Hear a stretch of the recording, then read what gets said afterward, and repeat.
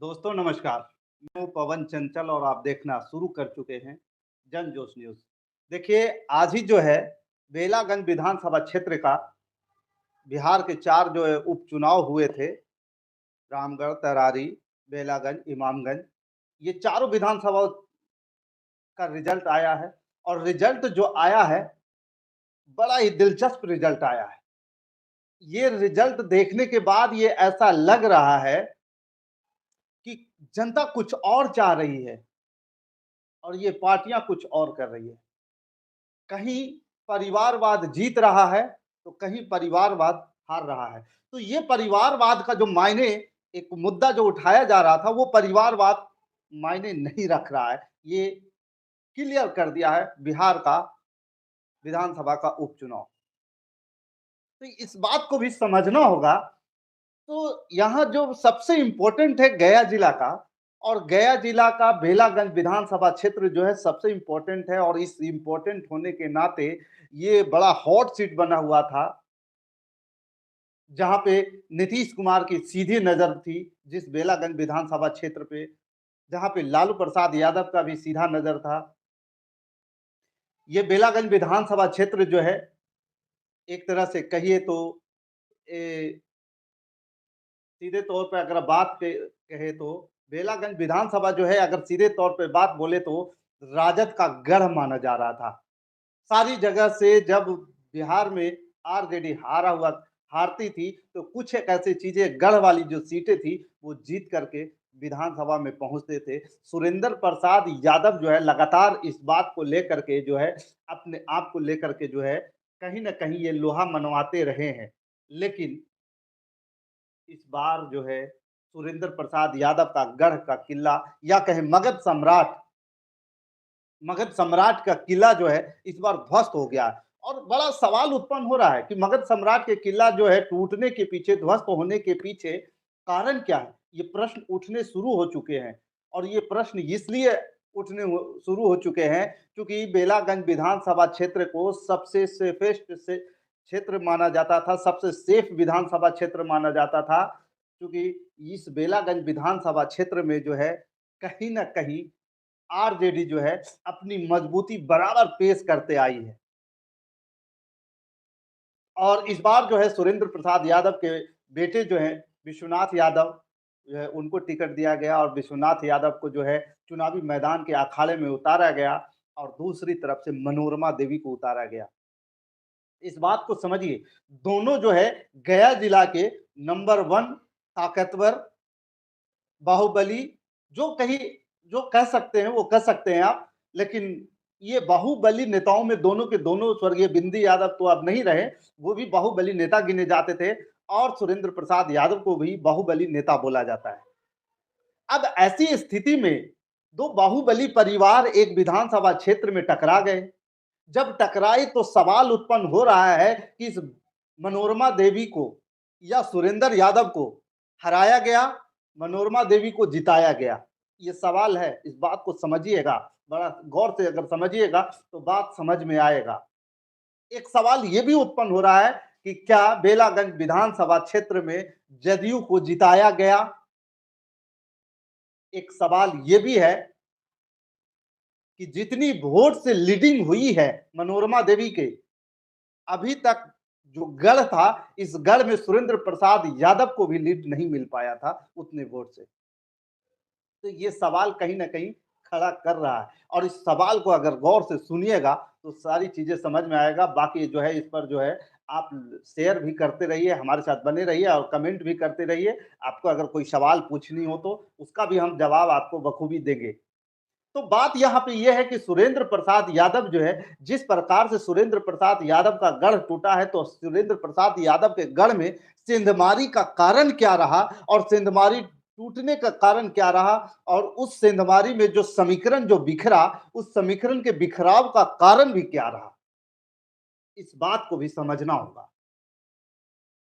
हालांकि बहुत सारे लोग जो है विद्वान बोलते हैं, पॉलिटिकल पंडित तो लोग बोल रहे हैं। मैंने भी कई बार इस बात को अपने खबरों के माध्यम से, एनालिसिस के माध्यम से बेलागंज विधानसभा सीट के बारे में आपको पहले बताया था कि 2-3 काम अगर सुरेंद्र प्रसाद यादव अगर कर लेते हैं तो ये आज उनका किला सबसे सेफ किला माना जाता और बोला जाता कि सुरेंद्र प्रसाद यादव का जो है किला बच गया।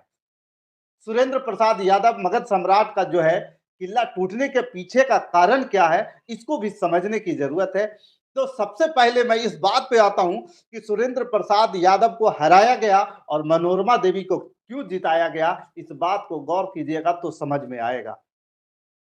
क्योंकि मनोरमा देवी जदयू पार्टी से है और जदयू पार्टी का एनडीए का समीकरण एक अपना समीकरण है और दूसरे तरफ जो है आरजेडी से सुरेंद्र प्रसाद यादव है, मगध सम्राट के बेटे विश्वनाथ यादव हैं, तो उनका भी एक अपना समीकरण है। अब इन दोनों के समीकरण को पहले समझ लीजिए। जैसा कि आप लोग जानते हैं कि जो है आरजेडी का सबसे बेस वोट जो है माना जाता है मुस्लिम और यादव, और मुस्लिम यादव को अगर बेस वोट मान करके अगर आप चल रहे हैं तो एनडीए का भी अपना जो है एक समीकरण है जिसमें वैसे और फॉरवर्ड लोगों का समीकरण आता है। तो इस तरह के समीकरण यहाँ पे बने हुए हैं, लेकिन इन दोनों तो जदयू का जो समीकरण है सेफ रह गया। देखिए इस बात को भी समझिएगा तो क्लियर समझ में आएगा कि जदयू का जो समीकरण है वो सेफ कैसे रहा और जदयू अपने आप को सेफ जोन में कैसे लेकर के चला गया। जदयू का सेफ समीकरण होने का पीछे का कारण यह है कि जदयू ने यादव उम्मीदवार दिया, एक बाहुबली उम्मीदवार दिया, ये भी एक सच्चाई है, ये कड़वा सत्य है, इसको भी मानना पड़ेगा। लेकिन दूसरी तरफ ये भी है कि दूसरे तरफ जो सुरेंद्र प्रसाद यादव है वो भी बाहुबली है, मगध सम्राट है, उनके बेटे को युवराज कहा जाने लगा था। लेकिन इस बात को भी समझिए कि जब सुरेंद्र प्रसाद यादव के बेटे मैदान में उतरे थे तो वो यादव वोट बैंक 35 से 40 वर्ष, 18 से 40 वर्ष के बीच के जो यादव युवा हैं, वो यादव युवा जो है आरजेडी का साथ छोड़ दिए, या यूं कहें विश्वनाथ यादव का साथ छोड़ दिए। वो सुरेंद्र यादव के साथ थे, लेकिन इस बार जो है विश्वनाथ यादव का साथ छोड़ करके रॉकी यादव का दामन थाम लिए, मनोरमा देवी का दामन थाम लिए। तो ये कहीं ना कहीं यहाँ पे पार्टी नीति नहीं चला। बेलागंज विधानसभा क्षेत्र में पार्टी नीति नहीं कहीं पे दिखा। बेलागंज विधानसभा क्षेत्र की कवरेज मैंने बड़ा बारीकी से किया है और गांव-गांव घूम करके लोगों के बीच में मैं जा करके लोगों से एक-एक लोगों से, हालांकि मैं उम्मीदवारों से मिला नहीं, हालांकि बीच में विश्वनाथ यादव जी हमको चाकन में पचमहला में मिल गए थे, तो वहां पर ही हमारी कुछ बातचीत भी हुई थी, लेकिन उनका भी एक कवरेज भी किया था, छोटा सा कवरेज था, कोई बड़ा कवरेज भी नहीं था।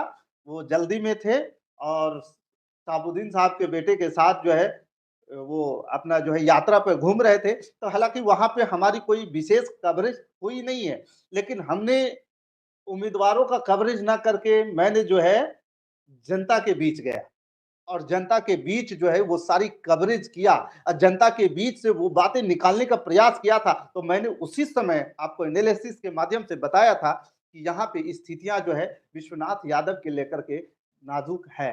लेकिन हाँ, कोई भी चीज जो है हमेशा के लिए नहीं होता है कि एक बार अगर बात बिगड़ गया तो उसको बनाया नहीं जा सकता, तो बन सकता था, हालांकि उस पर ये लोग ध्यान नहीं दिए।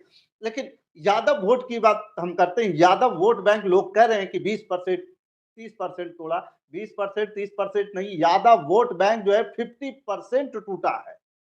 ये मैं दावे के साथ बता रहा हूं और 50% कैसे टूटा है इस बात को भी समझिए कि जितना जो है रॉकी यादव का जो है इसमें सबसे बड़ा जुगाड़ अपना लगा हुआ था। ये रॉकी यादव का अपना एक ग्रुप चल रहा था, उस ग्रुप के माध्यम से रॉकी यादव ने जो युवाओं के बीच जो है अपना पकड़ मजबूत किए है और रॉकी यादव जो है लोगों के बीच अपना जिस प्रकार से युवा यादव युवा हैं, कुछ लोग तो बता रहे थे कि उनको काम दिया है, पेटी कॉन्ट्रैक्ट के माध्यम से उनको काम दिया है, रोजगार के माध्यम बने हैं रॉकी यादव।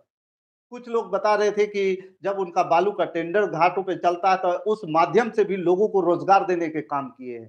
तो ये बहुत सारी फैक्टर जो है, छोटी-छोटी बातें जो है रॉकी यादव के लिए, मनोरमा देवी के लिए प्लस पॉइंट बना है। आपको एक बात याद रखना होगा, यहाँ पार्टी विशेष नहीं जीता है, यहाँ व्यक्ति विशेष का जीत हुआ है और यहाँ ना ही किसी पार्टी का नीति के वजह से कोई हारे हैं और ना ही पार्टी की नीति की वजह से कोई जीता है। इस बात को भी समझना होगा।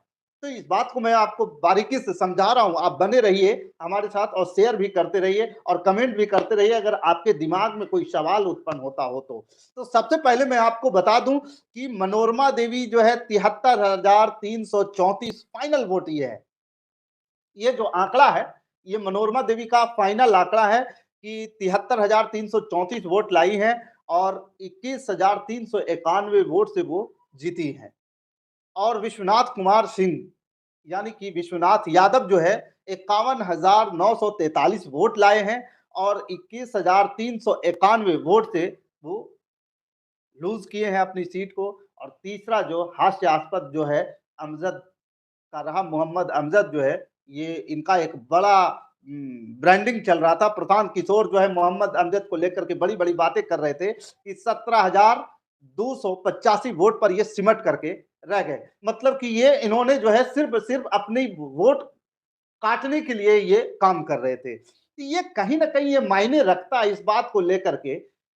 तो इस बात को देखिए समझिए, जो मैं आपको बात बता रहा था कि मनोरमा देवी के साथ 18 साल से लेकर के 40 वर्ष के युवा यादव वोटर, मनोरमा देवी एक घर में अगर 10 वोटर है और 5 अगर 40 से ऊपर वाला, तो 40 से ऊपर वाला सुरेंद्र प्रसाद यादव के साथ चले गए और 40 से नीचे वाले जो वोटर हैं वो रॉकी यादव के साथ चले गए, यानी कि मनोरमा देवी के साथ चले गए।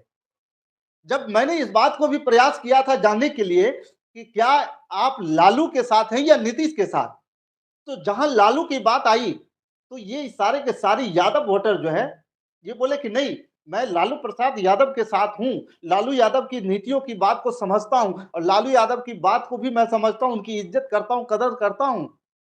लेकिन इस बार जो है युवा वोटर जो है रॉकी यादव को लेकर के बड़ा एक्साइटेड थे। अब रॉकी यादव एक्साइटेड होने के कारण भी मैंने बता दिया, कुछ लोगों को रोज़गार भी दिए, कुछ लोगों को जो है आर्थिक बेनिफिट भी पहुँचाए थे, विभिन्न-विभिन्न कार्यों के माध्यम से। और इन सब बातों को लेकर के जो है वो युवाओं में एक नया क्रेज़ डिमांड बढ़ते गया। तो ये कहीं न कहीं रॉकी यादव के लिए बेनिफिशियरी रहा। और तीसरा जो सबसे अहम पॉइंट है, जिसे अभी मृत्युंजय तिवारी का एक बयान आया, मृत्युंजय तिवारी ने बताया कि जो है वोट कटवा इनको लेकर के बैठ गया। तो आरजेडी जो है वोट कटवा की वजह से भी कुछ परेशान हुए। हालाँकि मोहम्मद अमजद जो है 17,285 वोट काटे हैं, अगर इनको वो वोट भी मिल जाता तो विश्वनाथ यादव तो जीतने वाले नहीं थे, लेकिन एक हार का जो है दूरी कम हो जाती। तो जो अभी हार की दूरी जो 21,000 था, वो थोड़ा-सा कम हो जाता। बस फ़र्क यही होता कि जो सुरेंद्र यादव जितनी वोट से जीता-हारा करते थे 5,000, 7,000, 8,000, इस तरह का एक ट्रेंड था वहाँ पे जीतने का, सुरेंद्र प्रसाद यादव का। लेकिन वो ट्रेंड जो है, उस ट्रेंड में बदलाव आ जाता। बदलाव नहीं आता अगर ये अमजद नहीं होते तो, प्रशांत किशोर नहीं होते तो। खैर प्रशांत किशोर की तो राजनीतिक द एंड हो चुकी है यहाँ पे। लेकिन अब ये विश्लेषणात्मक बातें यही है, अब चर्चा सबसे ज़्यादा ये है कि अगर सुरेंद्र प्रसाद यादव इस बार हार गए हैं, तो उसका बड़ा असर दिखने को मिल सकता है। कुछ लोग अभी आज ही हम शिवालिक की तरफ गए हुए थे और उस क्षेत्र में जो हाईवे बना हुआ है, वहाँ पे कुछ चाय की दुकान पे लोग चर्चा कर रहे थे इस बात को लेकर के कि सुरेंद्र प्रसाद यादव जो है, हार तो गए हैं, लेकिन हार को लेकर के जितना जो गरीबों के साथ मिलना-जुलना सुरेंद्र प्रसाद यादव का हुआ करता था, जितना सुरेंद्र प्रसाद यादव जो है हर घर के लोगों को जानते थे, हर घर के लोगों को सहयोग करते थे, क्या मनोरमा देवी उसको कैरी ऑन कर पाएगी? ये एक बड़ा सवाल है। तो उन लोगों के बीच से कुछ ये भी रिटर्निंग सवाल भी मिले कि मनोरमा देवी अपने आप की एक बिज़नेस माइंडेड ब्रांडेड क्लास की नेत्री है और उनका जो लड़का है रॉकी यादव, वो भी बड़ा सुपर फास्ट माइंड के भी बच्चा है। इस तरह के सवाल वहाँ पे लोग बोल रहे थे, जवाब दे रहे थे, तर्क चल रहा था। तो उन तर्कों में ये भी बताया गया कि रॉकी यादव के मनोरमा देवी के आने की वजह से रॉकी यादव जो इस क्षेत्र में ठेकेदारी के माध्यम से जो उनका कंस्ट्रक्शन का काम है, डेवलपमेंट का काम जो वो कंपनी के माध्यम से टेंडर के माध्यम से करते हैं, उसको लेकर के भी लोग चर्चा कर रहे थे कि अब तो जो है सड़कें, नली सड़क जो है खास करके सड़क पुल पुलिया को लेकर के लोग जो है थोड़ा-सा बेसब्र दिख रहे थे और उनका कहना था कि रॉकी यादव, मनोरमा देवी के जीतने की वजह से हमारे क्षेत्र में जो पुल और सड़क का मामला है, ऐसा लगता है कि अब जो है समाधान हो जाएगा। तो इस प्रकार के चर्चा चल रहे थे। अब इसके बाद हम आते हैं दूसरी बात पे कि चूँकि अब तो आपको मैंने बता दिया कि जो 21,000 वोट से लीडिंग करने के कारण कौन थे, ये आधा से ज़्यादा यादव जाति के लोग जो है इनके साथ टूट करके आ गए। देखिए बात को समझिए, जिस प्रकार से 70,000 के करीब यादव जाति के वोट बताया जा रहा था, तो 70,000 यादव जाति के वोट में से आप मान के चलिए कि जो है इनको कम से कम जो जितना भी लीडिंग वोट है, 25 से 30,000 वोट जो है यादव जाति को इनको मिल चुका है। अगर ये वोट यादव जाति का नहीं मिलता तो मनोरमा देवी का लीड इतना जबरदस्त नहीं होता। इस बात को नोट करने की ज़रूरत है। और उसके अलावा अब इस बात को भी समझिए कि जो प्रशांत किशोर ने कहा था कि हमारा हमारे साथ जो आएगा हम उसको जो है गंगा पार करा देंगे, जिसका हम हाथ पकड़ लेते हैं उसको भवसागर पार करा देते हैं। लेकिन यहाँ पे अमजद अली जो है भवसागर पार नहीं हुए। तो ये एक बड़ा कारण भी रहा है कि मुस्लिम वोट बैंक में बिखराव आया। तो आरजेडी की या कहें विश्वनाथ यादव के लिए ये दोनों चीजें घातक साबित हुआ। पहला तो आरजेडी के युवा वोट जो है रॉकी यादव के साथ चला गया और दूसरा मुस्लिम वोट जो है मोहम्मद अमजद जन स्वराज पार्टी के साथ चला गया। अब मनोरमा देवी के साथ क्या हुआ? मनोरमा देवी के साथ जो एनडीए का वोट जो है सुदृढ़ था। और एक चीज और आपको बता दूं, अभय कुशवाहा का भी बात यहाँ पे भी चर्चा चल रहा था कि अभय कुशवाहा जिस प्रकार से पार्टी राजद ने विश्वास जताया अभय कुशवाहा के प्रति, वो अभय कुशवाहा वोट को कन्वर्ट करने में फेल्युअर साबित हो चुके हैं, फेल हो गए, उनका कोई मतलब नहीं रह गया। हालांकि कुशवाहा लोग अभय कुशवाहा के साथ घूम रहे थे, लेकिन किसी ने वोट नहीं दिया आरजेडी को। उन्होंने वोट दिया तो किसको? वोट दिया जदयू को। तो इस बात को भी समझने की ज़रूरत है। तो ये तमाम तरह की चीज़ें जो है लोग समझ रहे हैं, लेकिन आप इस बात को समझिएगा विश्लेषणात्मक तौर पर तो इस बात को समझ में आएगा कि किसके पीछे हारने का कारण। हालाँकि अब मैं यहाँ पे बात करूँ कि नोटा को लेकर के जो है आपको जो है 14 लोग यहाँ पे खड़े थे, जिसमें एक नोटा शामिल है। आपको मैं बता दूँ नंबर वाइज़ सिस्टम कर देता हूँ। पहले नंबर पे जो जीती हैं मनोरमा देवी जनता दल यूनाइटेड की पार्टी से 73,334 वोट से। और दूसरे नंबर पे जो है विश्वनाथ कुमार सिंह यानी कि विश्वनाथ यादव, मगध सम्राट सुरेंद्र प्रसाद यादव के बेटे युवराज, मगध युवराज विश्वनाथ यादव, उन्होंने जो पाया है 51,943 वोट पाया है और 21,391 वोट से पीछे रह गए। उसके बाद तीसरे नंबर पे जो है मोहम्मद अमजद रहे हैं और अमजद साहब जन स्वराज पार्टी के उम्मीदवार रहे और इनको जो है कुल 17,285 मत मिला। और इसके अलावा चौथे नंबर पे जो रहे मोहम्मद जमीन अली हसन, जो एमआईएम के जो है पार्टी से ये खड़े हुए थे, इनको जो है 3533 वोट मिले। और इसके बाद एक और विश्वनाथ यादव निर्दलीय खड़े थे, उनको 2191 वोट मिले। उसके बाद काशी प्रसाद जो एक पॉलिटिकल एक्टिविस्ट भी रहे हैं, सॉरी पॉलिटिकल नहीं सोशल एक्टिविस्ट रहे हैं, ये सोशल वर्क में ज्यादा दिखते हैं और जितने भी समाज के कार्यों के लिए बड़े आगे आकर के काम करते रहते हैं ये काशी प्रसाद जी। तो ये काशी प्रसाद जी जो है 2034 वोट लाए हैं। अब आगे की बात करें चंदन कुमार हैं, तो चंदन कुमार 1449 वोट लाए हैं। और उसके बाद जो है ये भी चंदन कुमार निर्दलीय थे। और उसके बाद जो अभिषेक कुमार राष्ट्रीय जनतांत्रिक मोर्चा से अभिषेक कुमार जी थे, 1045 वोट लाए। और उसके बाद जो एक पढ़ी लिखी लेडी, तेज तर्रार लेडी भी इस क्षेत्र से उतरी हुई थी, जिसका नाम है प्रियंका कुमारी। प्रियंका कुमारी निर्दलीय अपना नामांकन भरी थी, उनको जो है मात्र 913 वोट मिले थे। उसके बाद लालू यादव भी इस सीट से खड़े हुए थे। लालू यादव को जो है 913 वोट मिले, ये निर्दलीय नामांकन करवाए थे। हालांकि जो है लालू यादव लेकर के बहुत सारी खबरें बनी थी कि लालू प्रसाद यादव जो है बेलागंज विधानसभा सीट से नामांकन किए हैं। तो लालू यादव जो है नामांकन किए हैं, लालू प्रसाद यादव नहीं, लालू यादव इनका नाम है।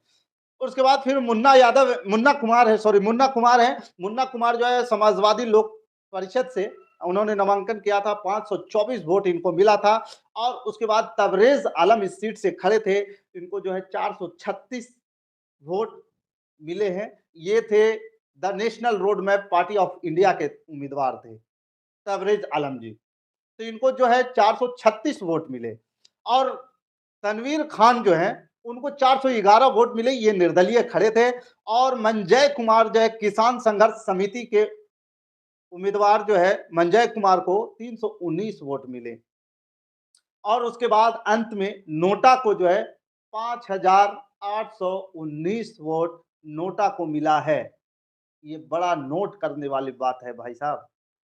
आप भी इस बात को समझ सकते हैं। थोड़ा आप लोग इस लिंक को शेयर भी करते रहिए अपने लोगों के साथ, ताकि और भी लोगों के बीच में हमारा वीडियो फैले और सब्सक्राइब भी करते रहिए, कमेंट भी करते रहिए। आपके जो मन में जो प्रश्न उत्पन्न हो रहे हैं, उसे लिख करके हमसे बताते भी रहिए। लेकिन देखिए, नोटा को जो 5,819 वोट मिले हैं, इस बात को लेकर के बड़ा ये लग रहा है मुझे, क्योंकि नोटा जो है लगभग 5819, लगभग नहीं 5819 वोट तो लाया ही है और 5800 बेलागंज विधानसभा क्षेत्र में 5819 वोट जो है इन सभी को नकार दिया। अब ये बेलागंज विधानसभा सीट के बारे में जो बात कही जा रही थी, इसमें कहीं न कहीं जिस प्रकार से माहौल बना हुआ था, सुरेंद्र प्रसाद यादव को लेकर के, तो ये मैं अपनी राय देता हूँ, क्योंकि जब जैसे ही सुरेंद्र प्रसाद यादव के बेटे बेलागंज विधानसभा से टिकट लेकर के उतरे थे, तो उस समय पब्लिक का राय ये था कि सुरेंद्र प्रसाद यादव जी को जो है किसी भी राजद के कार्यकर्ता को टिकट दे देते, 8 महीने के लिए उनको वो जिता देते, उसके बाद जो है विश्वनाथ यादव को जो है आगे ला करके खड़े करवा देते, तो इस बार ये लॉस नहीं हो पाती। लेकिन ख़ैर ऐसा हुआ नहीं, पार्टी का निर्णय था, वो पार्टी निर्णय किस आधार पे लेती है वो पार्टी जाने और सुरेंद्र प्रसाद यादव जाने, तेजस्वी यादव जी जाने। लेकिन ये तमाम खबरें, बातें लोगों के बीच चल रही थी। तो बाकी इस विश्लेषणात्मक एपिसोड में आपको लाइव के माध्यम से मैंने बता दिया कि बेलागंज विधानसभा क्षेत्र में कौन जीता है और किसने किसको जिताया है। यहाँ ना नीतीश की चली है, ना लालू की चली है, यहाँ सिर्फ़ और सिर्फ़ बेलागंज के युवाओं की चली है और वो युवा कौन थे, वो भी मैंने आपको बता दिया है।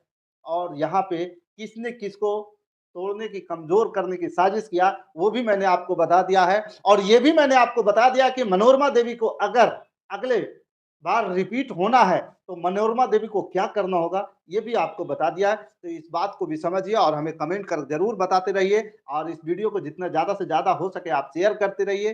बाकी इस खबर के प्रति आपका क्या विचार है, इस विश्लेषण के प्रति आपका क्या विचार है, आप हमें कमेंट कर ज़रूर बताइएगा। हमारे साथ बने रहने के लिए धन्यवाद। जय हिंद, जय भारत।